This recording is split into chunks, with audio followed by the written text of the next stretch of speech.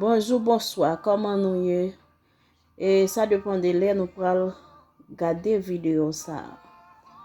Et moi, je vous merci parce que je connais, n'a toujours regardé vidéo et then abonner à la chaîne, partager.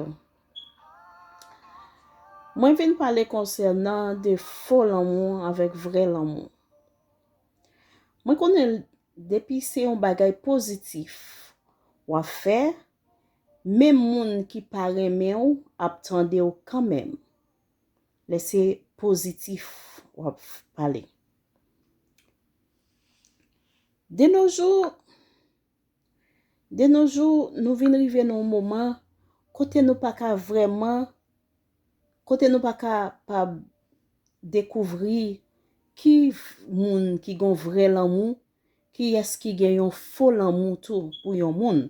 Parce que moun nan même les que li pas gen un vrai l'amour dans cœur pour yon moun, li toujours a dit chérie moi aime ou chérie je t'aime, chérie I love you, chérie te quiero, chérie mi amor de moi, chérie de tout mon cœur.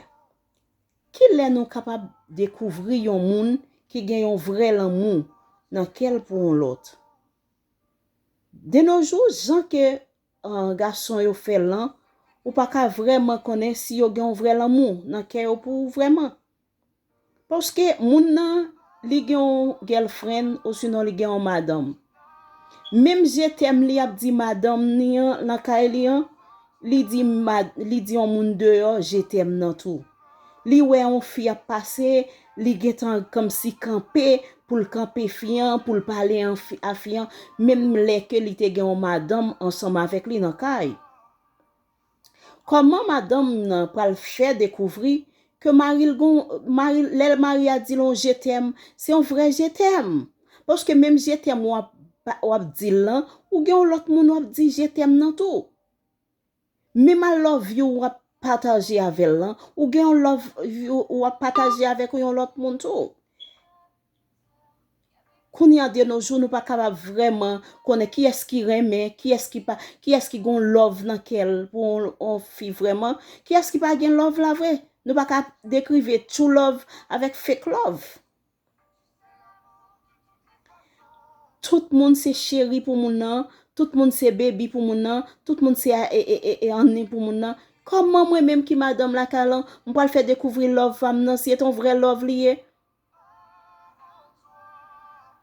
Qui reme gen konyon? M'ta reme konnen qui reme. M'ta reme konnen qui true love qui gen. Si gen true love, gen laissé ancien moun qui te gen ensemble depuis longtemps yo, c'est yo même qui gen love pour madame yo tout bon. Mais konyon, tout garçon sou fake. Même les moun nan djou ko sa li reme ou, so li pa gon vrai reme pour vraiment. Et gen garçon qui reme ou, et li jis rete, li jis reme ou, mais c'est pas comme si li djou li reme, c'est pas un bon reme li vrai.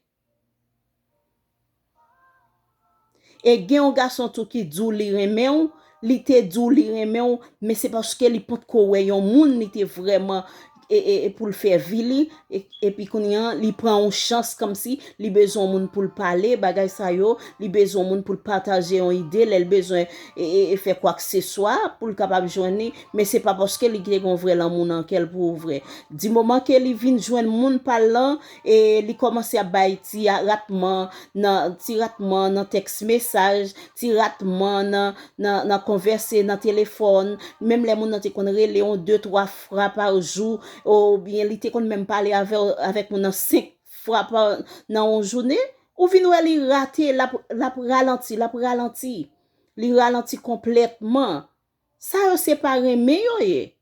Di moment ou même ou fille ou te gon garçon qui te remet ou nou te kon parler 3 fois par jour, 5 fois et 6 fois dans une journée quelconque. Depuis elle a diminué, li a ralenti, c'est parce qu'elle pas ka dit comme ça chérie et moi t'es ensemble avec ou moi pas avec ou encore et puis même nan et li pas vle dire ça, mais c'est ou même qui pour gen ou pour ouais comment moun nan vinn réagir. Depuis la boti ratman ça ou la bon paquet ti comportement qui pat là auparavant, li te qu'on a voy ti texte message ba ou li te qu'on a fait ti akoskish avec non ou et puis ou elle vient changer, li changer complètement connaissant gen l'autre monde qui remplace ou li gon l'autre monde la bay ti parole yo, li gon l'autre monde comme si qui dans la ville, li vient occuper. Li vin occupé, li pa gen temps pour encore. Pas forcel. Pas forcel, quitter l'aller. Depuis un moun se kon sa li vini dans la vie ou li te jan te li pa même jan, pas forcel, quitter l'aller. Quitter l'aller. Parce que tout bagay wap forcé, li gon conséquence à payer demain. Tout ça wap forcé dans la vie ou, li gon conséquence à payer. So, prends conseil moi yo, mettez en pratique, jeune fille nou yo, pour ne pas quitter aucun garçon bafre nous, aucun garçon ban nous anana pour 6 ans. Pas quitter aucun moun ban nous anana pour 6 ans, placer tête nous sur épaule nous. OK? C'était c'est nous, c'était famille nous, c'était zami nous, Stéphanie. So, espérer pour l'autre belle vidéo, m'a porter une belle vidéo comme ça pour nous qui plus bon, qui gagne plus parole pour nous. Je vous aime tous. Au revoir.